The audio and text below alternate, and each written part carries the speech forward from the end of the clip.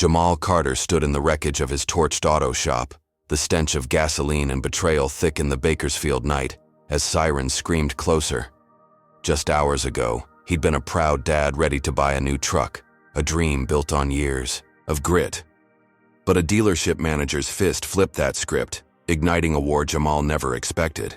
What started as a simple errand would scar his future forever, all because they misjudged him. How did it spiral this far? Before we dive in, tell us where you're watching from, and if you stand for justice, smash that like button and subscribe for more stories of fighting back against the odds. Jamal Carter had grease under his nails and hope in his chest, a 32-year-old mechanic who'd spent 8 long years wrenching cars in Bakersfield, California, a city where the sun baked the asphalt and dreams came with a side of dust. He stood 5'10", wiry from hauling engines, with a faded scar on his left cheek from a childhood tumble off a rusty bike. His life revolved around his 6-year-old daughter Aisha, whose gap-toothed giggles lit up their cramped apartment. For years, he'd patched together a living fixing beaters for neighbors, dodging eviction notices, and stretching every dollar to keep Aisha in shoes that fit. His own mom had raised him on rice and prayers in a trailer park, and Jamal swore his girl would have more. Today was the payoff. $20,000 cash scraped together from overtime at the garage and side gigs under the table. He'd counted it twice last night. Stacks of worn bills on the kitchen counter, Aisha asleep in her tiny room with a stuffed bunny tucked under her chin. That money wasn't just numbers. It was a ticket to a red pickup truck from Elite Motors, a beast with 4 doors and a V8 engine he'd drooled over online for months. He pictured pulling up to Aisha's school, her hopping in with a squeal, the new car smell washing away years of exhaust fumes and sweat. It wasn't flashy, not some chromed-out showpiece, but solid, reliable, a symbol of climbing out of the hole life had dug for him. That morning, he dug out his best flannel, a navy blue one with no stains, buttoned it over a clean white tee, and tugged on jeans that weren't frayed at the knees. Aisha had watched him knot a tie he hadn't worn since a cousin's wedding, her brown eyes wide. "You look fancy, Daddy," she'd said, and he'd grinned, ruffling her braids. He felt it too, a rare swell of pride as he caught his reflection in the cracked bathroom mirror, stubble trimmed, shoulders back. This wasn't just a truck. It was proof he'd made it somewhere, a middle finger to every teacher who'd called, him a dropout waiting to happen. The drive to Elite Motors took 20 minutes in his wheezing '98 Honda, a relic with a busted muffler and seats patched with duct tape. Heat shimmered off the pavement, 92 degrees by 10 a.m., and he cranked the window down, letting the dry wind whip his face. He hummed an old rap tune, tapping the wheel, imagining the pickup's smooth ride, the quiet hum of a working AC. Aisha would beg to turn the radio up, and he'd let her, just to hear her sing off-key. He'd surprise her after school, maybe. Swing by her grandma's, too. Let the old lady snap a photo of them in the cab. The dealership loomed ahead, a sprawl of glass and steel off Highway 58, its lot packed with gleaming cars that caught the sun like mirrors. Jamal parked near the entrance, gravel crunching under his tires, and stepped out, smoothing his shirt. Rows of vehicles stretched out, sedans and SUVs polished to a shine, but his eyes locked on the red pickup he'd scoped online, parked near the showroom doors. It was even better up close. Cherry paint glowing, tires thick and black. His pulse kicked up. This was it, the moment he'd clawed toward. He'd spent weeks researching, poring over reviews on his cracked phone screen after Aisha's bedtime, comparing prices, MPG, safety ratings. He wasn't some sucker walking in blind. He knew the truck listed at $19,500, had the cash in a bank envelope in his pocket, and wasn't leaving without those keys. The showroom doors whooshed open, cool air hitting him as he stepped onto polished tile. Overhead lights bounced off car hoods, and the faint scent of leather curled through the space. Salesmen in crisp polos milled around, chatting up couples, in khakis, but Jamal didn't flinch. He belonged here today, a man with money to spend. He crossed the floor, boots scuffing softly, heading straight for the pickup. It sat under a spotlight, grill wide like a grin, and he ran a hand along its fender, picturing Aisha's booster seat in the back. Smooth rides to the park. No more. Breakdowns on the freeway. The engine's purr drowning out years of struggle. He was so lost in it, he almost missed the voice slicing through his bubble. "You sure you're in the right place?" The words came sharp, not curious but edged, like a blade testing skin. Jamal turned, meeting the stare of Victor Grayson, the dealership manager. Victor was a slab of a man, 6'3", broad as a linebacker, with a buzzcut gone gray at the temples and a suit that screamed money. Navy pinstripes stretched tight over his frame. His jaw was square, eyes pale blue and cold, flicking over Jamal like he was sizing up trash. A gold name tag glinted on his chest, and he carried himself like he owned the air, shoulders back, hands loose, but ready. Jamal squared up, keeping his cool. "Yeah, I'm here for the red pickup," he said, voice even, nodding at the truck. "Been researching it online. Got the cash, ready to buy today." He patted his pocket, feeling the envelope's bulk, and forced a polite smile, the kind he'd used on cranky customers 100 times. He wasn't here to beg. He was here to deal. Victor didn't smile back. His lips twitched into something, closer to a smirk, and he crossed his arms, suit jacket creasing. "That one?" he said, jerking his chin at the truck. "That's a pretty penny." His tone was ice, slow, like he was talking to a kid who didn't get it. Jamal's gut tightened, but he held steady. "I know the price. 19,500. I've got 20,000 on me cash." Victor's eyes narrowed, raking over Jamal's flannel, his scuffed boots, the faint oil stain on his jeans he hadn't noticed till now. Then came the laugh, a dry bark that echoed off the glass walls, loud enough to turn heads. "Cash, huh?" Victor said, stepping closer, his bulk casting a shadow. "Listen, pal, we've got something more your speed out back." He pointed, a thick finger toward the lot's edge, where a rusty '89 Ford sat, hood dented, paint peeling. "That's what guys like you usually go for." The "guys like you" landed like a slap, heavy with venom, and Jamal's chest burned. He saw it now, the sneer behind Victor's eyes, the assumption stitched into every word. Black guy in a flannel didn't belong near a new truck, not in Victor's world. Jamal clenched his fists, unclenched them, kept his voice low. "Appreciate the tip, but I've decided. This is the one I'm taking home." He tapped the pickup's hood, firm, staking his ground. Victor's smirk faded, replaced by a scowl that carved lines into his face. He didn't budge, just loomed, arms still, crossed like a wall. "You don't get it, do you?" he said, voice dropping. "This ain't your playground." Jamal locked eyes with him, heat rising. "I'm a customer, I've got the money, that's how this works." Victor's scowl twitched, and before Jamal could blink, the man's hands shot out, slamming, into his chest. The shove sent Jamal staggering back 3 steps, boots skidding on the tile, his breath catching as pain flared where Victor's palms hit. "Get out!" Victor barked, loud enough to rattle the room. "Before I make you!" Jamal steadied himself, heart pounding, staring at the man who'd just crossed a line. The showroom went quiet, eyes on them, but no one moved. Victor stood, there, fists balled, waiting, daring him to push back. Jamal's dream day had just cracked wide open, and the fight was only starting. Jamal Carter stood his ground on that showroom floor, the echo of Victor Grayson's shove still vibrating through his ribs, his flannel wrinkled where the man's hands had struck. The air in Elite Motors hung thick, a mix of leather polish and tension as every eye in the place locked on them. Jamal's jaw tightened, a slow burn creeping up his spine, but he kept his voice level, steady as steel. "I'm a customer, not a punching bag," he said, staring straight into Victor's pale blue glare. Could you believe this guy? A father who'd scraped by for years, cash in his pocket, treated like dirt for daring to want something better? Victor's face twisted, lips curling into a snarl that bared yellowed teeth. And for a split second, Jamal thought the man might back off, maybe mutter an apology under the weight of all those witnesses. But Victor wasn't built for retreat. His meaty fist swung fast, a blur of knuckles that cracked against Jamal's jaw with a sound like a snapped branch. Pain exploded across his face, sharp and hot, sending him stumbling back, his left boot catching the edge of the pickup's tire. He hit the ground hard, elbow smacking tile, blood trickling warm from his split lip. Gasps rippled through the room. A salesman in a red polo freezing mid-pitch, an older couple clutching their brochures like shields. "You don't belong here, boy," Victor spat, looming over him, his buzz cut casting a shadow that swallowed Jamal whole. That word boy landed heavier than the punch, a dagger of history slicing through the moment.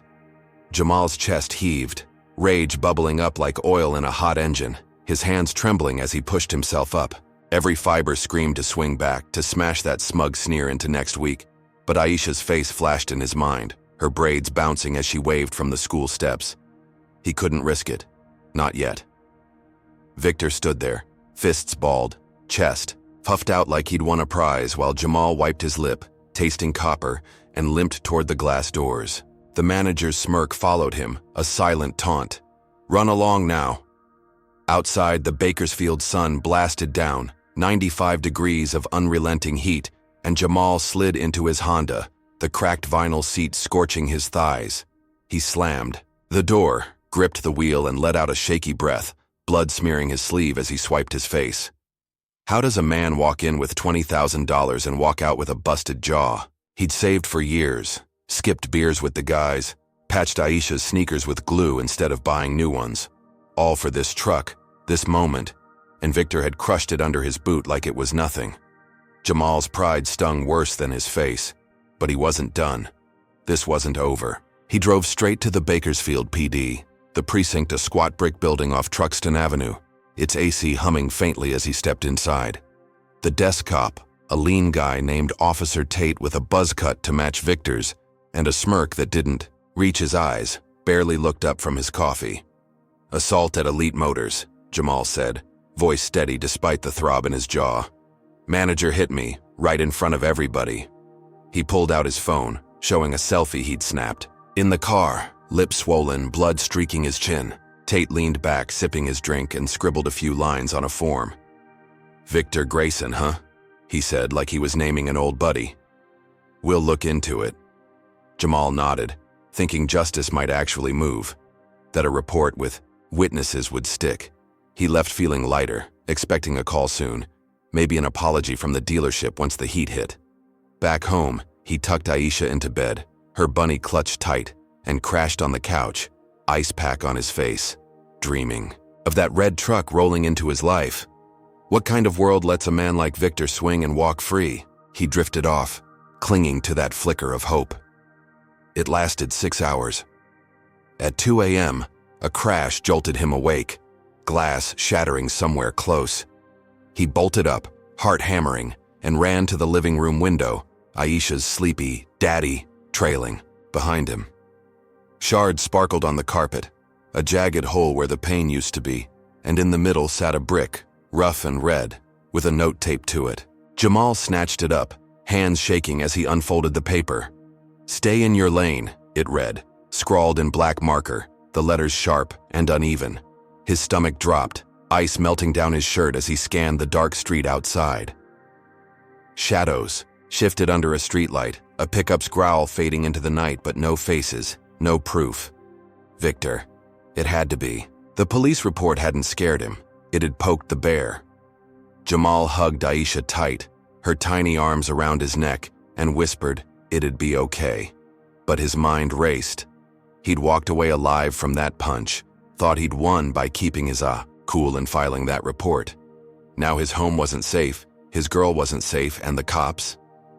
Tate's smirk flashed back, that casual, "We'll look into it," ringing hollow. He called the station at dawn, voice tight, asking about the report.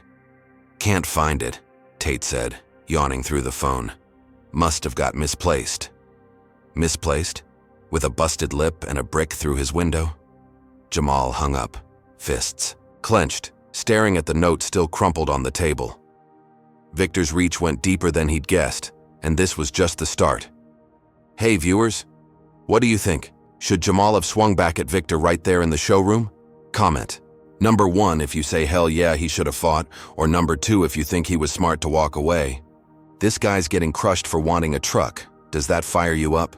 Hit that like button if you're pissed off for him, and subscribe so you don't miss how he flips this mess around. Imagine working years for a dream, only to get a fist. And a brick for it. Unreal, right? So what's Jamal gonna do now that the cops are in Victor's pocket and his home's a target? Stick around. Next part's gonna blow your mind. Jamal Carter jolted awake on his sagging couch, the ice pack long melted into a puddle on his chest, when a scream pierced the night, high and frantic, slicing through the quiet of his Bakersfield apartment. It was Aisha, his 6-year-old, her voice cracking with terror from her tiny bedroom. He stumbled to his feet, heart slamming against his ribs, and caught a whiff of something acrid, sharp, wrong. Smoke. Thick and gray, it curled under her door like a living thing, stinging his eyes as he burst in. She stood on her bed, clutching, her bunny, tears streaking her face, coughing hard. "Daddy, it's hot!" she wailed, and Jamal scooped her up, her small body trembling against his chest. He spun toward the window, peering through the blinds, and froze. Across the street, his auto shop, his lifeline, roared with flames, orange tongues licking the sky, devouring the cinder block walls he'd painted himself. The heat warped the air, a hellish glow bathing the block, and the crackle of burning wood drowned out Aisha's sobs. Jamal bolted outside, barefoot, the asphalt rough under his soles, and banged on his neighbor's door, a retired nurse named Miss Clara. She yanked it open, gray hair wild, eyes wide at the chaos. "Take her," he rasped, shoving Aisha into her arms, the girl's cries muffled against Clara's nightgown. "Call 911. He didn't wait for a nod, sprinting back to the street, where the fire's roar drowned out everything but his pounding pulse. His shop, Carter's Auto, wasn't just a job. It was 8 years of busted knuckles, late nights, and every dime he hadn't sunk into that truck fund. Tools he'd saved for, a lift he'd bargained down from a junkyard, customer files stacked in a dented cabinet, all turning to ash. Sirens wailed closer, red lights flashing as 2 fire trucks screeched up, hoses unraveling like snakes. Firefighters shouted, water arcing into the blaze, but Jamal knew it was too late. The roof caved with a groan, sparks showering the lot, and he sank to his knees, hands gripping his hair. A fireman, burly with soot-streaked gear, crouched beside him. "Arson," the guy muttered, voice low. "Gasoline trails all over. Someone wanted this gone. No proof, no cameras on this stretch of Chester Avenue." But Jamal's gut screamed Victor Grayson. That brick through his window last night wasn't a warning, it was a promise. Filing that report had lit a fuse, and now his world was burning. He stayed there, watching the flames die to smoldering ruin, until dawn painted the sky a sickly pink. Aisha slept at Clara's, safe but shaken, and Jamal's phone buzzed non-stop, friends texting blurry pics of the fire. He ignored them, staring at the wreckage, his jaw still throbbing from Victor's punch. He'd thought walking away from that showroom fight was a win, keeping his cool, playing it smart. Now he saw it clear. Victor didn't just want him out, he wanted him broken. Jamal pulled his cracked phone from his pocket, hands trembling, not from cold, but fury, and opened the camera. "This is what happens when you stand up," he said, voice raw, filming the charred skeleton of his shop. "Guy at Elite Motors punched me yesterday. Cops did nothing, and now this. I'm Jamal Carter, and I'm not letting this slide." He posted it online, shaky footage and all, and crashed on Clara's couch, Aisha curled beside him. By noon, the video had blown up, 10,000 views, then 20, comments flooding in, people raging with him. "That's messed up, bro. Sue their asses." Hashtags sprouted, justice for Jamal trending local. He scrolled through, chest tight, feeling a spark of power in the chaos. Maybe this could turn it around, force Victor's hand. Elite Motors dropped a statement that afternoon, typed up slick on their website. "We deny any involvement in this unfortunate incident. Mr. Carter is a disgruntled individual with a history of causing trouble." Trouble? Jamal's blood boiled, the lie so blatant it stung worse than the smoke still clinging to his clothes. He'd never even jaywalked, let alone torched his own shop. Protests brewed online, folks vowing to picket the dealership, and Jamal let himself hope just for a second that the tide was shifting. He hugged Aisha tighter, promising her a new start, picturing Victor squirming under the heat.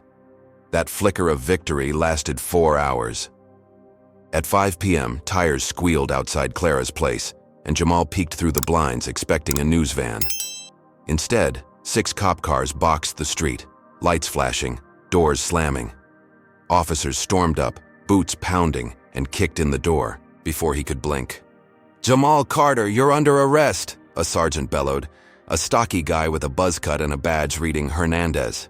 Aisha screamed, scrambling behind Jamal as he threw his hands up, pulse racing. "For what?" he shouted, voice cracking. "Arson!" Hernandez snapped, yanking Jamal's wrists into cuffs, metal biting his skin. "Your shop, your fire." Jamal's mind spun, the absurdity hitting like a second punch. "That's my place. Why would I burn it?" Hernandez didn't answer, just shoved him toward the squad car, Aisha's cries echoing as Clara pulled her back. Evidence, they said. A gas can with his prints found in the rubble. Victor's work, no doubt, planted slick as the denial on their site. Jamal's viral video, his stand, had rattled them, and this was the counterblow, framing him for the blaze he'd watched destroy his life.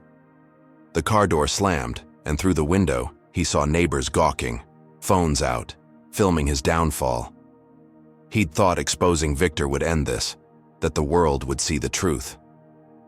Now he was cuffed, Aisha, terrified, and Victor's smirk loomed in his mind, untouchable.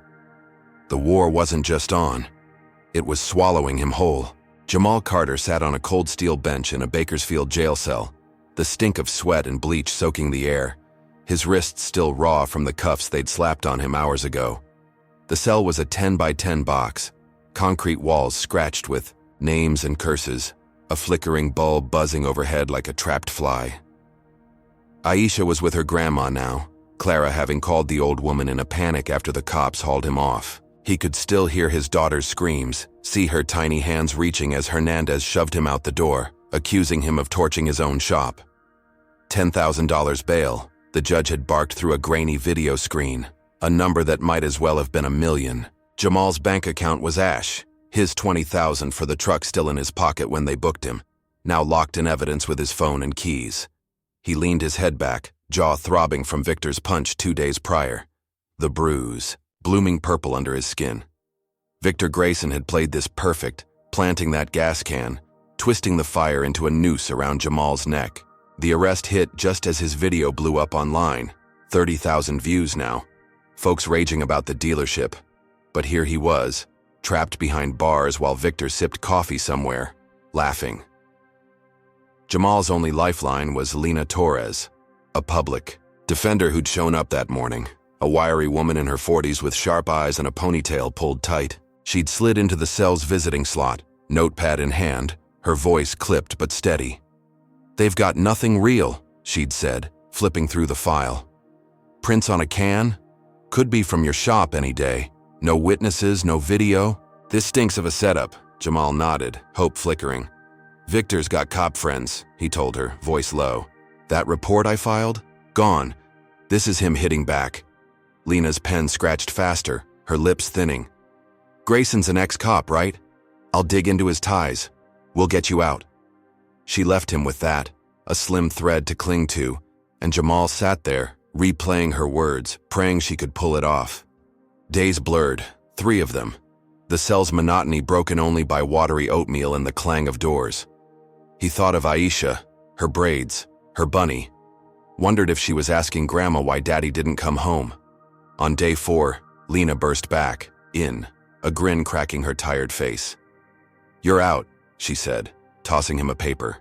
A petition online, sparked by his video, had hit 50,000 signatures, demanding his release, tagging the DA, the mayor, every news outlet in Kern County. "Public pressure's a beast," she added. "Charges dropped, lack of evidence." Jamal's chest loosened, a shaky laugh escaping as he signed the release form, cuffs clinking off. He stepped out of the jail at noon, squinting into the Bakersfield sun, 98 degrees baking the pavement. A crowd waited, maybe 30 folks, mechanics he knew, neighbors, strangers with signs reading, "Free Jamal," in bold marker. They cheered, fists pumping, phones flashing pics, and for a moment he felt unstoppable, like he'd flipped Victor's game. Lena clapped his shoulder, whispering, "Keep the heat on him," before vanishing into her beat-up Corolla. Jamal hugged Clara, who'd brought Aisha, his girl, leaping into his arms, bunny and all. "You're back," she squeaked, and he buried his face in her hair, swearing he'd never let her see him cuffed again. He thought he'd won, that the fire, the frame-up, the jail stint were behind him, that the world's outrage had punched back for him. He walked home with Aisha, her hand in his, plotting his next move. Maybe a lawyer to sue Elite Motors, make Victor pay. The sun dipped low, painting the sky orange, and he let himself breathe, believing the worst was over. That belief shattered at 8 p.m.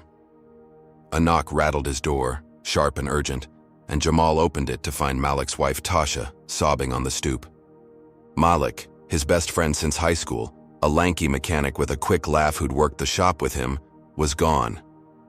"He didn't come home," Tasha choked out, mascara streaking her cheeks. "Said he was meeting some guys to talk about you, about the fire. That was yesterday." Jamal's stomach twisted, dread clawing up his throat. He grabbed his keys, told Clara to watch Aisha, and drove Tasha to Malik's place, a duplex off Union Avenue, praying it was nothing. The house was dark, front door ajar, a lamp tipped over inside. No Malik. They searched, Tasha calling his name, her voice breaking, until Jamal spotted something glinting on the porch. A wrench, Malik's favorite, the one he'd scratched his initials into. MJ lay there, smeared with blood, fresh enough to drip. A note was taped to it, same black marker as the brick. "You're next." Jamal's knees buckled, the wrench clattering as he dropped it, Tasha's wail filling the night. Victor's goons had gotten to Malik, a warning carved in blood, and Jamal knew it tied back to that talk. His friend, his brother, taken because he dared to fight. The jail release, the crowd's cheers, all that faded to ash in his mouth. He'd walked free, thought he'd turned the tide, but Victor wasn't playing defense. This was war, and Malik's blood was the opening shot. Jamal drove Tasha to her mom's, promising to find him, but his hands shook on the wheel, the wrenches, weight burning in his mind. He'd escaped those bars, but the cage was tightening, and Aisha's face, Malik's laugh, fueled a fire in him that wouldn't die. Victor had gone too far, and this wasn't ending quiet. Jamal Carter hadn't slept, not really, since finding that bloody wrench on Malik's porch, the image of his friend's initials smeared in red looping in his mind like a nightmare on repeat. Bakersfield's heat pressed down, 97 degrees by noon, but the chill in his bones came from Victor Grayson's shadow, stretching longer and darker with every move Jamal made. Aisha was still at her grandma's, her bunny clutched tight, her questions about Uncle Malik unanswered, and Jamal couldn't sit still. He needed to hit back, hard. His phone buzzed nonstop, the video of his torched shop now at 70,000 views, comments piling up with fury and support. "Victor's a thug.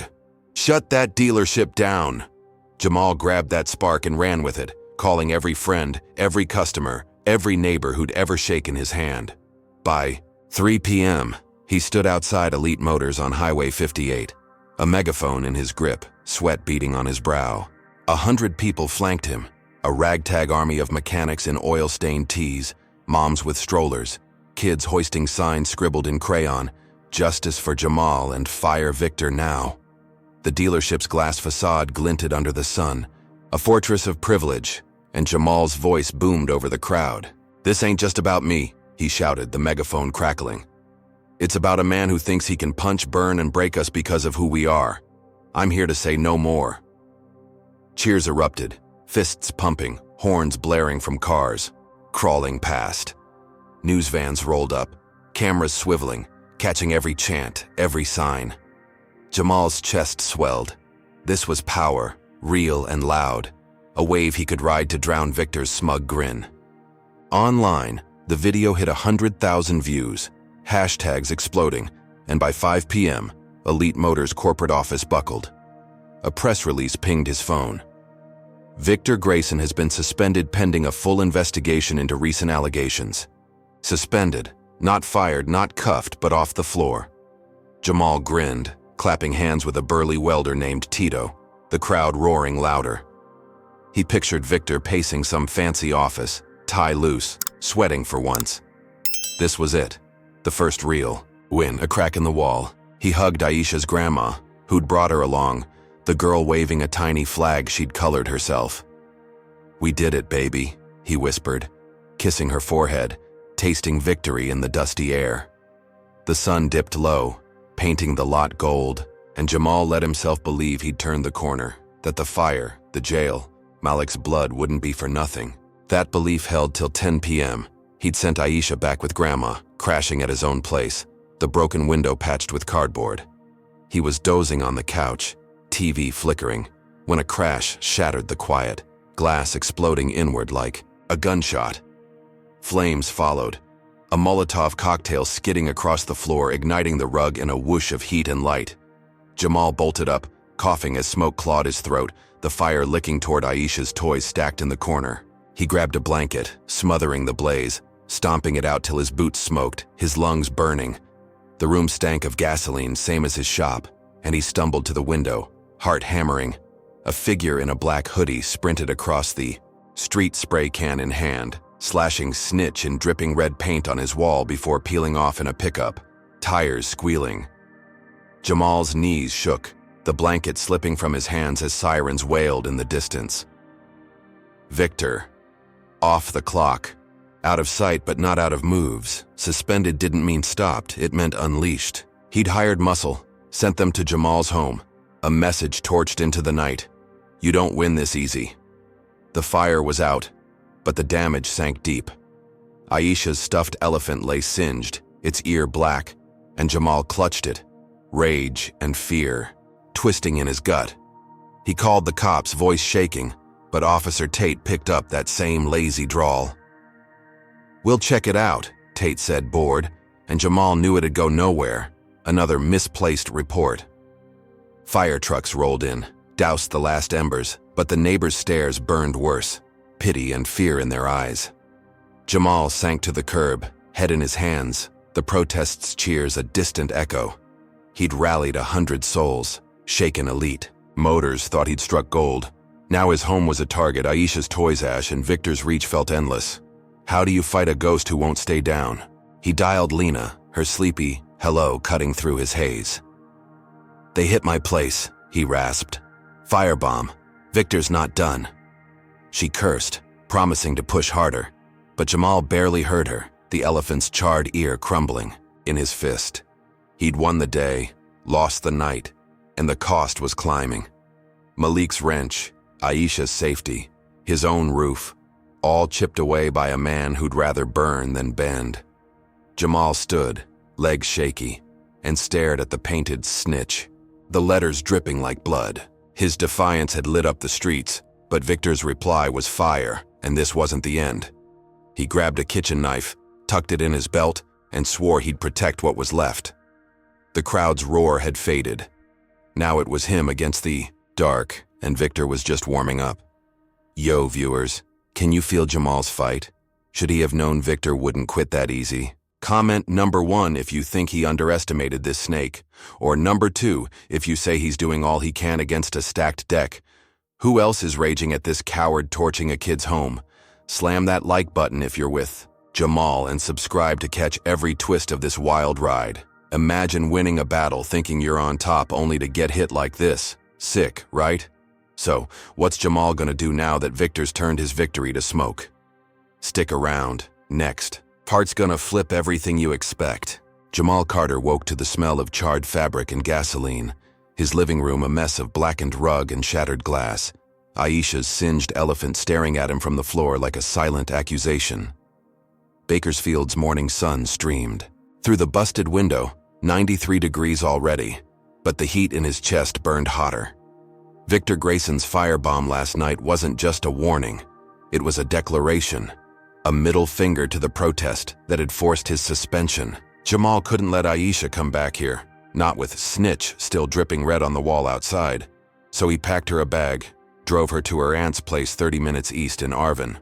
Aunt Nia, a stout woman with a no-nonsense stare, hugged him tight at the door. "She'll be safe," Nia said, Aisha clinging to her leg, bunny in tow. Jamal nodded, throat tight, and kissed his girl's forehead, promising he'd fix this. Back in Bakersfield, he met Lena Torres at a diner off Rosedale Highway. The clatter of plates and coffee steam a thin shield against his racing thoughts. Lena slid into the booth, her ponytail frayed, a stack of papers spilling from her bag. "We're suing Elite Motors," she said, voice sharp. "Millions. Discrimination, arson, assault, the works." Jamal leaned in, the knife still tucked, in his belt from last night pressing against his hip. "Can we win?" he asked, and Lena's eyes glinted. "We've got witnesses from the showroom, your video, the fire reports. It's solid." She'd tracked down 2 customers who'd seen Victor's punch, a teenage salesman who'd quit after the protest, even a grainy clip from a lot camera showing a hooded figure near his shop the night it burned. Jamal's pulse quickened. This wasn't just revenge, it was justice, a way to bury Victor and his dealership for good. They filed that afternoon, Lena pulling strings to fast-track it, and by week's end, the courthouse buzzed with their case. Judge Harlan, a gray-haired man with a slow drawl, set a hearing in 10 days, and Jamal walked out feeling lighter, picturing Victor squirming in a suit, his smug face cracking under questions. The online storm helped, his video at 200,000 views, folks crowdfunding a new shop fund, sending him cash in envelopes with notes like, "Keep fighting, man." He thought he'd finally cornered the beast, that the law would do what fists couldn't. The hearing day dawned hot, 101 degrees, the courtroom packed with reporters, supporters, a few Elite Motors suits in the back. Lena laid it out, crisp and fierce. Victor's punch, the shop fire, the Molotov cocktail, all tied to a pattern of racial targeting. Witnesses testified, the teen salesman stuttering through how Victor bragged about teaching that punk a lesson, the fire chief confirming arson at both sites. Jamal took the stand, voice steady, recounting every blow, every loss, Malik's wrench in his mind like a ghost. The room hung on his words, tension thick as the heat outside, and he locked eyes with Victor across the aisle, the man's buzz cut gleaming under fluorescent lights. His smirk gone, but his stare ice cold. Lena closed with a demand, $5 million, Victor's job, a public apology. Jamal's hope soared. This was it, the knockout punch. Then Victor's brother stepped in. Roy Grayson, a Bakersfield councilman with a politician's grin and a tailored gray suit, sat in the gallery, whispering to a slick lawyer who smelled of money. Roy was 6 feet tall, leaner than Victor, but with the same hard eyes, a man who'd climbed from cop beat to city hall on favors and handshakes. Word was, he golfed with Judge Harlan every Sunday, and when Harlan banged the gavel after 3 hours, Jamal's gut sank. "Case dismissed," Harlan drawled, peering over his glasses. "Technicality. Insufficient chain of custody on the footage." Insufficient? The clip was clear as day, but Roy's pull had bent the rules, snapped the case like a twig. Lena cursed under her breath, slamming her briefcase shut, while Victor's lips twitched into a faint smile. Roy clapping his shoulder like they'd won a bet. Jamal's fists balled, the crowd muttering, reporters scribbling, but the gavel was final. He stormed out, the sun blinding, his wind torched again. He thought he'd had them, thought the law would bite. 4 hours later, it got worse. He'd parked his Honda 2 blocks from the courthouse, needing air after the ruling, and was walking back when a boom shook the street, a fireball erupting where his car had been. Glass rained, smoke billowed, and Jamal hit the deck, heart pounding, as screams filled the air. He crawled up, coughing, staring at the twisted metal husk, flames licking the frame. He'd stepped out for a coffee seconds before, the keys still in his pocket, or he'd be ash too. Bystanders gawked, phones out, a kid yelling, "Someone planted a bomb." No proof, not yet, but Jamal knew Roy's hands were dirty. Victor's payback dialed to murder. Sirens wailed, cops cordoning the lot, and Jamal stood there, legs shaking, the knife in his belt useless against this. That night, Roy went on TV, a local news spot, his voice smooth as oil. "Jamal Carter's a con artist, folks," he said, tie perfect, grin wide. Stirring trouble, faking attacks for sympathy. Sad, really. The lie twisted the knife deeper, painting Jamal as the villain while his car smoldered in a tow yard. He crashed at Lena's office, a cot in the back, staring at the ceiling as the day replayed. The lawsuit had been his ace, the evidence airtight, the crowd behind him. Now it was dust, and Roy's bomb had nearly taken his life, a step beyond. Victor's firebomb, a promise of worse to come. He'd thought he could outsmart them, play their game. But the Graysons weren't just fighting, they were out to erase him, and every move he made pulled the noose tighter. Around him, dozens fell, a grandma's cane skittering away, a student clutching a busted lip.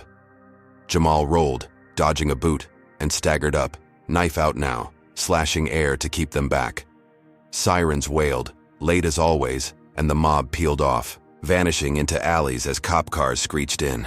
Blood pooled on the pavement, 20 injured, maybe more, and Jamal's chest heaved, ribs screaming with every breath. He'd rallied a city, shaken Roy's throne. But Victor and Roy had answered with a mob, a racist swarm sent to break bones and spirits. Cops milled around, taking statements, but their eyes slid past Jamal. No urgency, no care. He limped too. Tito, who'd taken a bat to the knee and helped him sit, the welder's face gray with pain. They knew, Tito rasped, planned it. Jamal nodded, tasting blood from his lip. The old punch wound reopened. His phone buzzed. Aisha's aunt calling, her voice shaking. "They hit my place too," Nia said. "Smashed the windows," wrote rat on the door. Aisha's okay, but she's scared. Jamal's knees buckled, the knife slipping from his hand. Arvin, 30 miles away, wasn't safe either.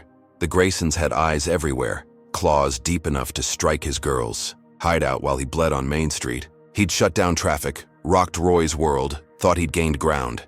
Now his ribs were cracked, his people hurt, and Aisha's sanctuary trashed, all in one brutal swoop. Victor wasn't just suspended. He was unleashed, and Roy's power flexed wider than Jamal had feared. He drove Tito to the ER, then crashed at the garage again, ribs taped by a nurse who'd whispered, "You're brave, man." Brave didn't stop the mob, didn't shield Aisha's tears. He'd rallied 500, but the Graysons had turned it into a battlefield, their counterstrike a storm of hate. Jamal lay on that cot, pain pulsing, staring at the wrench Tito kept, not Malik's, but close enough to twist the knife in his gut. He'd thought numbers would win, that voices could topple thrones, but Victor and Roy weren't playing fair. They were playing to kill, and every step Jamal took dragged him deeper into their trap. Jamal Carter woke on Tito's cot, ribs throbbing under the tape, every breath a stab from the pipe that had cracked him during the Main Street mob attack. Bakersfield's dawn crept through the garage's grimy windows, 90 degrees already, but the chill in his spine came from knowing Victor and Roy Grayson had turned his rally into a bloodbath. Aisha was still at Aunt Nia's, her voice shaky on last night's call after thugs trashed the place. "Rat," scrawled on the door. Jamal's knife lay on a crate, useless against an enemy that hit from shadows.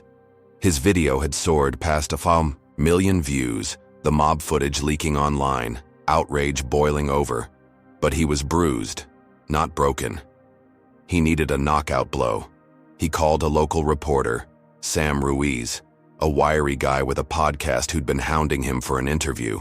They met at a gas station off Truxton Avenue, Sam's recorder humming as Jamal spilled it. Roy's counsel deals, shady contracts, whispers of payoffs tying back to elite motors. "He's dirty," Jamal said, voice rough. "That mob? His orders."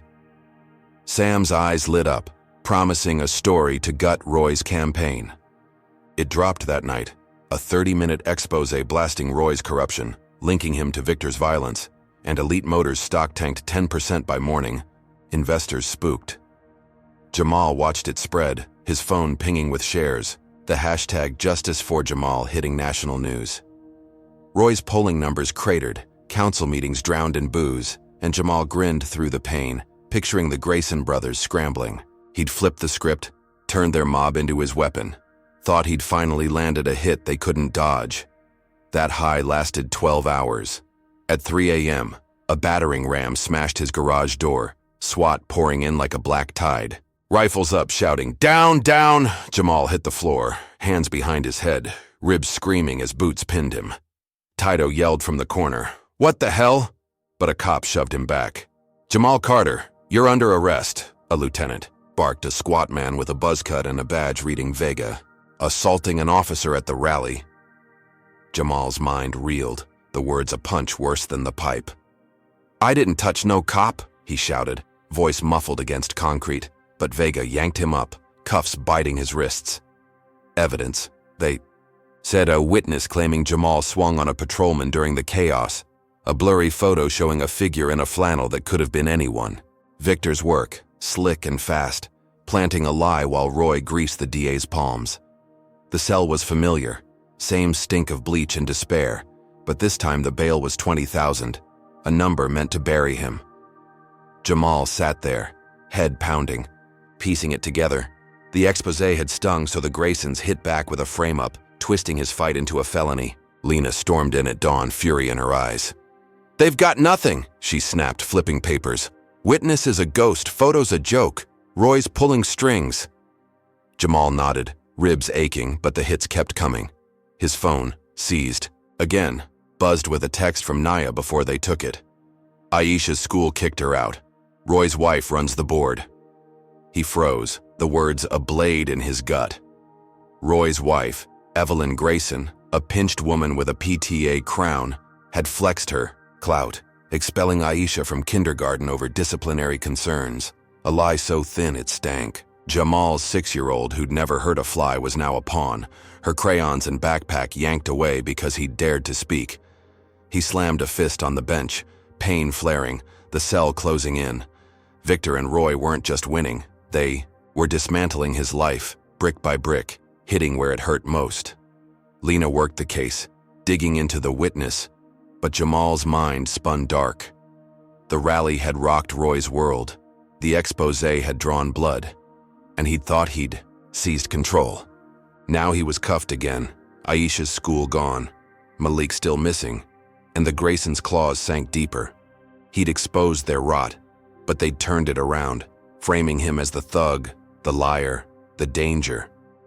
Tito slipped him a burner phone, through a guard who owed him a favor, and Jamal called Nia, voice low. "She okay?" he asked, and Nia sighed. "Scared, but tough. Asking for you." His throat burned, Aisha's face all he could see, her braids, her bunny. He'd beaten the mob, stood tall, but Roy's wife had struck his heart. And Victor's fake cop story locked him in this cage. The Graysons weren't fighting fair, they were fighting to erase him, and every win he clawed for came with a price steeper than the last. Yo, viewers, can you stomach this? Did Jamal push too hard exposing Roy, or was he right to go for the throat? Comment number 1 if you say he should have known they'd hit dirtier, or number 2 if you think he's a legend for standing up. How messed up is it they're kicking his kid out of school over this?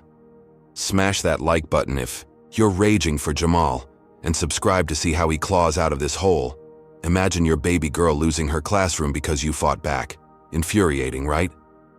So, what's Jamal gonna do now that the Graysons are tearing his whole life apart? Hang tight.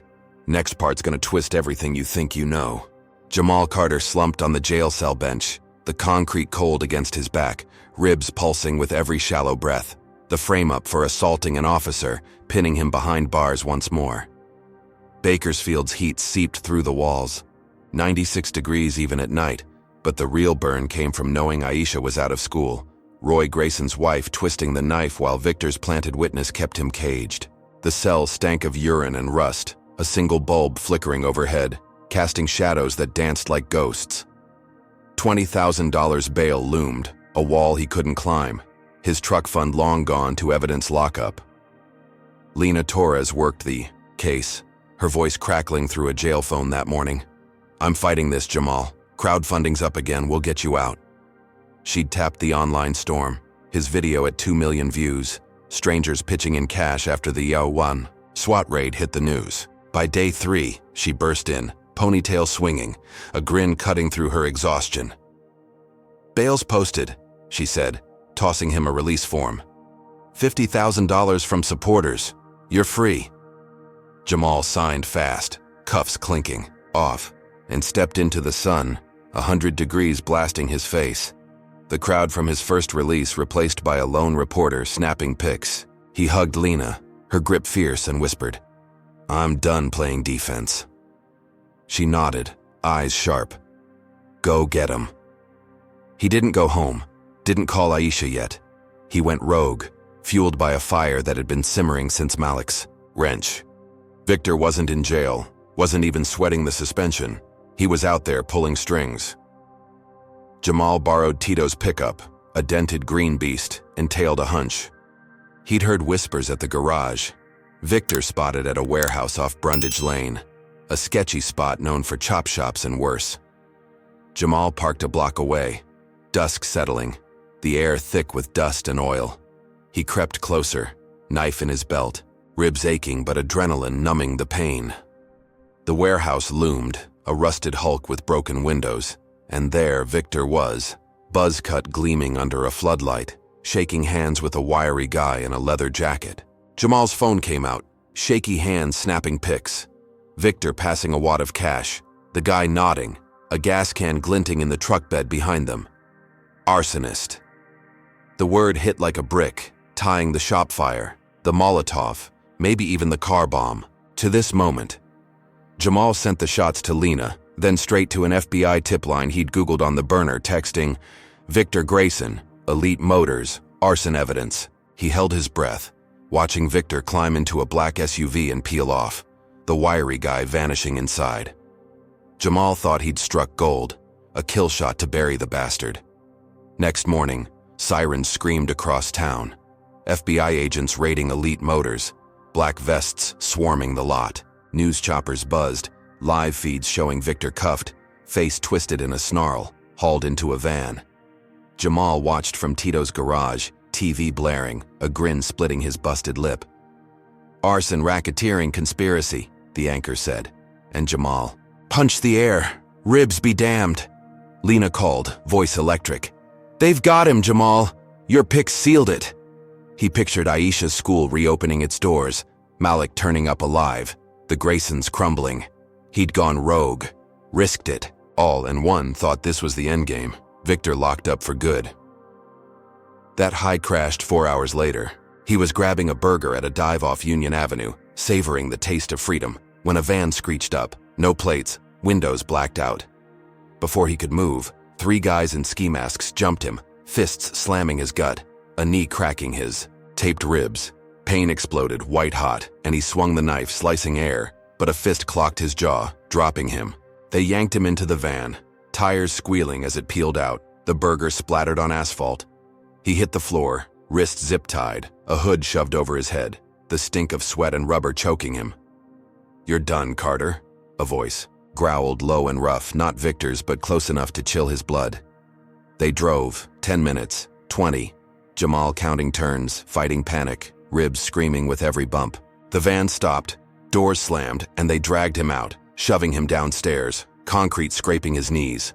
A basement, dank and dark, the hood ripped off. 2 thugs loomed, one with a scar across his cheek, the other cracking knuckles like walnuts.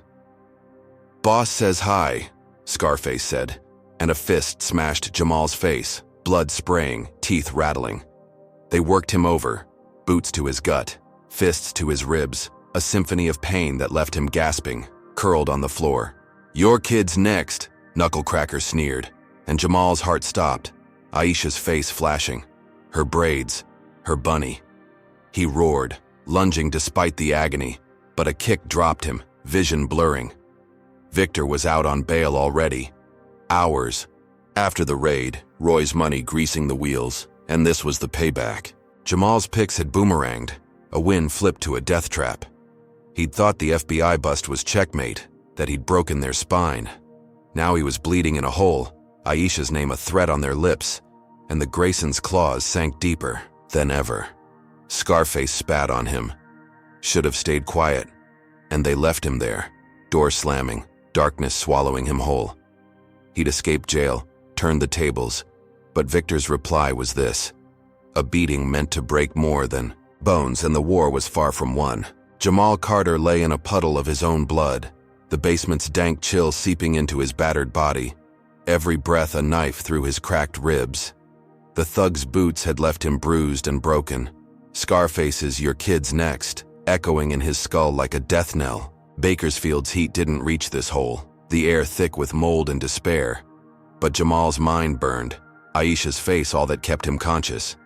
He clawed at the zip ties, wrists raw, until a rusty nail jutting from the wall caught his eye. He dragged himself over, pain searing, and sawed the plastic, each scrape a jolt through his battered frame. After 10 minutes, the ties snapped, and he staggered up, head spinning, blood crusting his lip. The door was locked, a slab of steel, but a sewer grate in the corner glinted, rusted, and loose. He pried it open, fingers trembling, and squeezed. Through, the stench of rot gagging him as he crawled, ribs screaming, through a pipe barely wide enough for his shoulders. 20 feet, 30, the dark endless, until he spilled into an alley, gasping under a bruised sky, dusk settling over the city. He stumbled to Tito's garage, a mile away, legs shaking, every step a fight. Tito patched him up, no questions, wrapping his ribs tighter, handing him a burner phone. Jamal called allies, voice hoarse, mechanics from the rally, activists from LA, a rogue cop named Diaz who'd slipped him tips before. Council meeting tomorrow, he rasped. Roy's there. I've got proof. He sent the warehouse pics Victor's arson deal to Diaz, who swore to back him up. By noon, Jamal stood outside City Hall, 100 degrees baking the steps, 50 supporters flanking him, signs high. Roy must go. His flannel hung loose, bloodstains faint, the knife back in his belt. Inside, Roy strutted in his gray suit, council cronies nodding. But Jamal crashed the meeting, limping to the podium, pics blown up on posters. "This is your councilman," he roared, voice cracking. "Paying arsonists, bombing cars, beating me half dead." The crowd roared, chairs scraping, Roy's grin faltering as Diaz stepped in, badge flashing, confirming the FBI probe. Reporters swarmed, cameras rolling, and Roy's face went white, resignation stammered out mid-meeting. Effective immediately. Jamal's chest heaved, a win carved from pain, the room erupting in cheers. He'd crawled from that basement, turned, is beating into a blade, thought he'd crushed them. Roy was done. Council seat dust, and Victor's bail wouldn't save him now. Jamal limped out, supporters slapping his back, picturing Aisha's smile when he told her. That triumph lasted 2 hours. His burner buzzed, an unknown number, and he answered, expecting Lena. "Daddy?" Aisha's voice whimpered, small and scared, and Jamal's heart stopped. "Baby, where are you?" He choked, but a click cut her off, a text pinging through. A photo of Aisha, wrists tied, eyes wide, a gun pressed to her temple. "Drop it all, or she's gone," the message read, and Jamal's world collapsed, knees hitting the pavement. Outside City Hall, the crowd's cheers a distant hum. Victor's SUV screeched up to Nia's that morning, masked goons snatching Aisha from the yard. Nia knocked cold trying to fight. Jamal called Nia, her sobs confirming it. They took her. Jamal, 10 minutes ago, he'd beaten Roy, toppled a titan, thought he'd won the war. Now Aisha was gone. Victor unhinged, out on bail and striking where it hurt most. Jamal clutched the phone, the pic searing his eyes, her bunny on the ground beside her, dirt-stained. Roy's fall hadn't stopped Victor, it had unleashed him, a cornered animal baring teeth.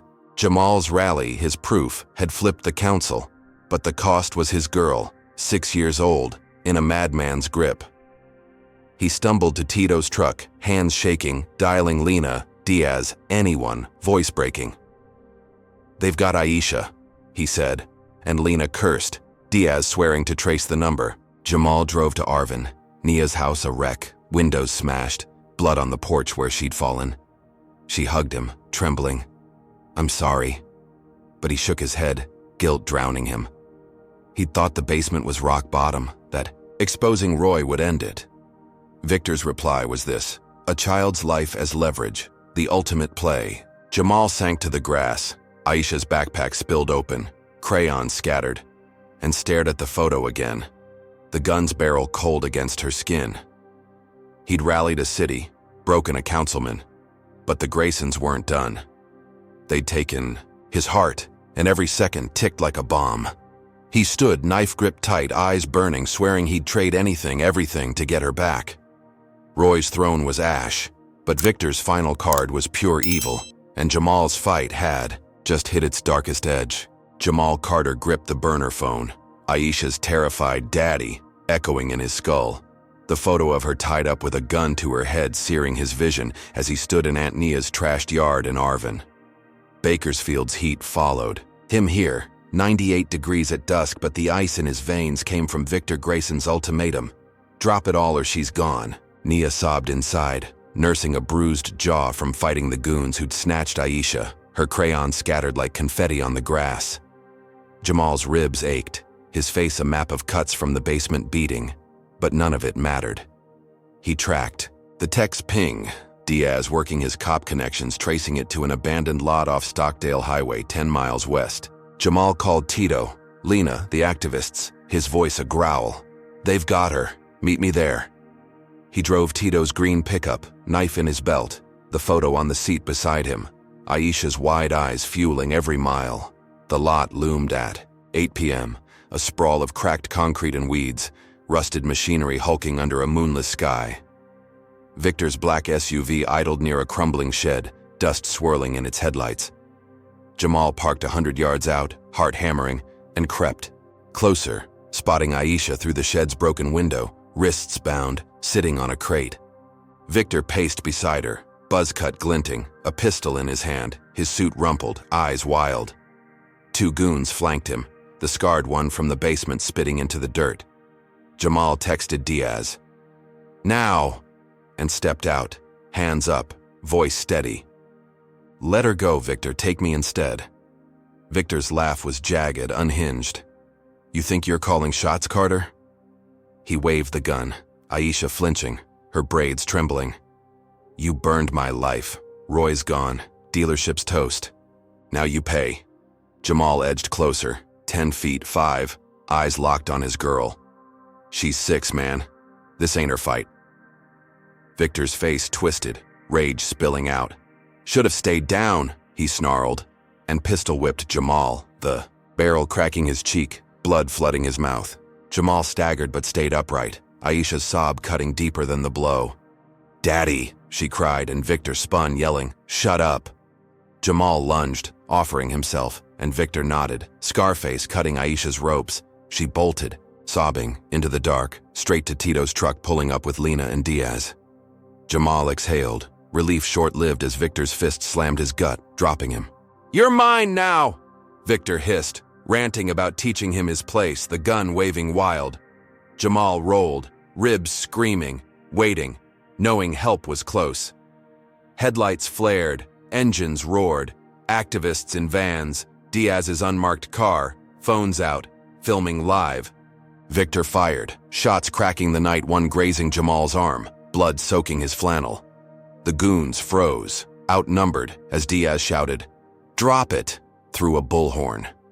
Victor's eyes darted, panic setting in, but he swung the gun again, a madman cornered. Jamal tackled him, legs pumping despite the pain, smashing Victor's face into the dirt, the pistol skidding free. Dust choked the air, Victor thrashing, spitting curses, but Jamal pinned him, knuckles splitting on that buzz-cut skull. Diaz cuffed, the goons, activists swarming, cameras catching every grunt, every drop of blood. Cops rolled in, lights flashing, and hauled Victor up, his suit torn, face a mess, snarling as they dragged him to a squad car. The crowd cheered, a raw, ragged sound, Jamal collapsing, arm bleeding, ribs a furnace of pain. Aisha ran back, safe, clinging to him, her bunny clutched tight, and he hugged her, tears mixing with blood, thinking it was over. Victor was down, cuffed, done. He'd traded himself, saved her, won the night.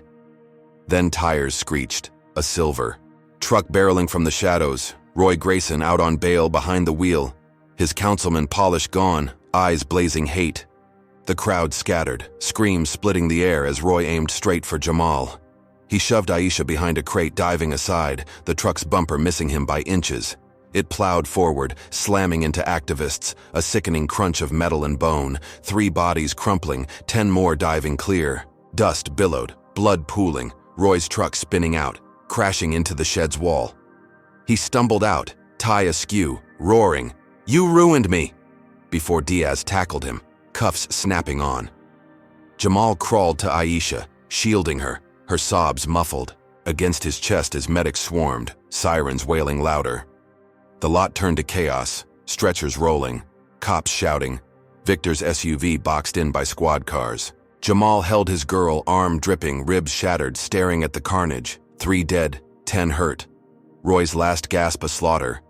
He'd caught Victor, saved Aisha, thought the fight was won, but Roy's truck had turned victory to ash, a final, unhinged blow that stained the night. Jamal's breath hitched, the crowd's cheers drowned by wails, and he knew this wasn't the end. Not yet. Not with blood on the ground and the Graysons' hate still breathing. Jamal Carter cradled Aisha in his arms, her small frame trembling against his blood-soaked flannel. The abandoned lot off Stockdale Highway, now a graveyard of chaos under Bakersfield's starless sky. The air stank of gasoline and copper, 95 degrees even at midnight, the heat mingling with the screams of medics tending to the fallen. 3 bodies lay still, crumpled by Roy Grayson's silver truck, their signs, "Justice for Jamal," scattered like fallen leaves, blood pooling beneath them. 10 more writhed, clutching broken limbs as paramedics darted between stretchers, their shouts sharp against the wail of sirens. Victor Grayson sat cuffed in a squad car, buzz cut matted with dirt, face swollen from Jamal's fists, his snarl muted by glass.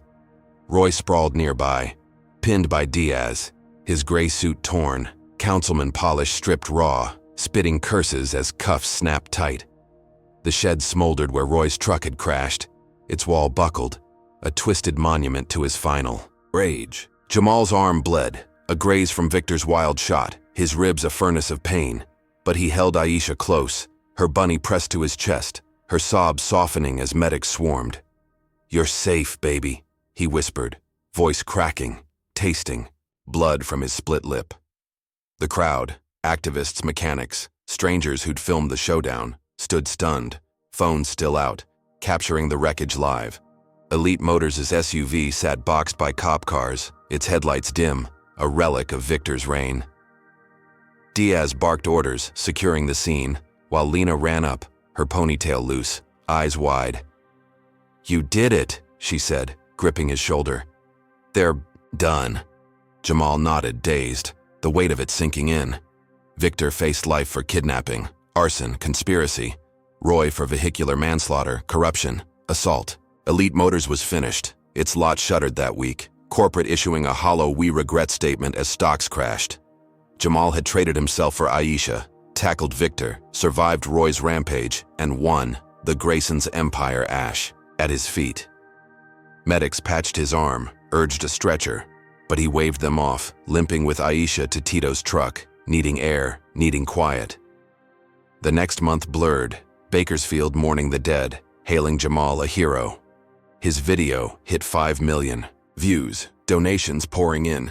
$50,000 by week 2. He rebuilt Carter's auto on the old lot, cinder blocks rising from ash, a new sign gleaming. Carter and Malik, a tribute to his lost friend, still missing, presumed gone. Aisha went back to school, a different one, her braids bouncing as she waved from the steps, Nia snapping pics. Jamal stood at the shop's ribbon cutting, 100 degrees baking the crowd, scissors in hand, cutting red tape as cheers rang out. Tito clapped his back, Lena grinned, Diaz nodded from the edge, badge glinting. He'd clawed through hell, Victor's punch, the shop fire, jail, the mob, Roy's truck, and come out standing, Aisha safe, the Graysons locked away. He thought it was over, the war won, scars earned, a new start carved from the wreckage. That thought held till the ceremony's end. As the crowd thinned, a stranger approached, a skinny kid in a hoodie, barely 20, slipping him a note before melting into the dusk. Jamal unfolded it, hands steady, expecting thanks, maybe a fan. "They're coming for you, Grayson's clan," it read, scrawled in pencil, the letters shaky but sharp. His stomach dropped, the shop's new paint suddenly stark under the floodlights. He scanned the lot, shadows shifting, nothing clear, then looked west, a hill rising half a mile off. Silhouettes stood there, 5, maybe 6, hooded and still, watching, their outlines stark against the fading sun. No faces, no names, but the weight of their stare hit like a fist. Jamal's breath caught, Aisha's laughter from the crowd pulling him back. He'd crushed Victor, toppled Roy, thought the Graysons were a two-man storm. Now this, clan, a word heavy with blood, kin beyond the brothers, a network he'd never seen. His knife was in the truck, ribs taped but fragile, and the shop's fresh concrete felt less like a victory, more like a target. He'd won the battle, saved his girl, rebuilt his life. But the war wasn't over. It had birthed something bigger, darker, a hydra with heads he couldn't count. The crowd chattered, oblivious, scissors glinting on the podium. But Jamal's eyes stayed on that hill, the figures unmoving, a promise in their silence. He'd thought the ribbon cutting was the end, a clean break from the chaos, a chance to breathe. Victor's cuffs, Roy's crash, Elite's fall. They'd been the climax, not the close. He tucked the note in his pocket, pulse steady, and grabbed Aisha's hand, her bunny swinging as they walked to the truck. "Let's go home," he said, voice calm, but his mind raced, replaying every fight, every win, every loss. Malik's wrench, Aisha's crayons, the shop's flames. They'd built this moment, but the Graysons' hate lived on, passed down, waiting. He drove off, dust kicking up, the hill shrinking in the rear view, those figures fading but not gone.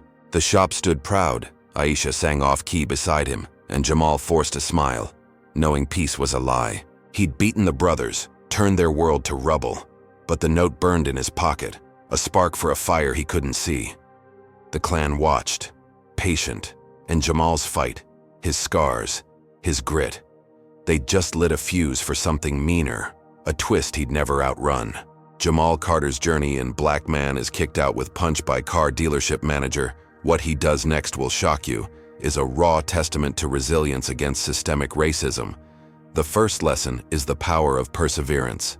Jamal faced a barrage of injustices, assault, arson, false arrests, and the kidnapping of his daughter Aisha, yet he fought back with grit and smarts, turning every blow into fuel for his stand. His story shows that courage isn't the absence of fear, but action despite it. Second, it reveals the depth of entrenched power. Victor and Roy Grayson wielded influence that bent laws and shattered lives, a reminder that racism often hides in systems, not just fists. Jamal's wins, exposing corruption, rallying a community, came at a steep cost, teaching us that justice is a marathon, not a sprint, and victories can spark bigger battles. Third, unity matters. His allies, from Lena to Tito to strangers online, amplified his voice, proving collective action can topple giants. Yet, the twist ending, with the Grayson clan looming, underscores a brutal truth. Hate doesn't die easy. It adapts, lingers, waits. Jamal's tale isn't just a fight won, it's a call to stay vigilant, to build legacies stronger than the forces that tear them down. What's your takeaway? How would you face a system stacked against you? Drop number 1 in the comments. If you'd fight like Jamal, number 2, if you'd strategize differently. Hit like, subscribe, and share to spread these racism stories. Thanks for riding this roller coaster with us. Here's to strength, justice, and never backing down.